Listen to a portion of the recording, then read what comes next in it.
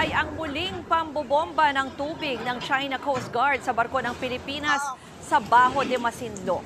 Dinig din ang kiskisan ng dalawang sasakyang pandagat matapos silang banggain ang barko ng Bureau of Fisheries and Aquatic Resources o BIFAR. Nangyari po yan pasado alas 6:30 kaninang umaga. Ayon sa Philippine Coast Guard, nagpapatrolya sila kasama ang BIFAR para sumuporta sa mga mangingisdang Pinoy sa Bajo de Masinloc nang mangyari ang insidente.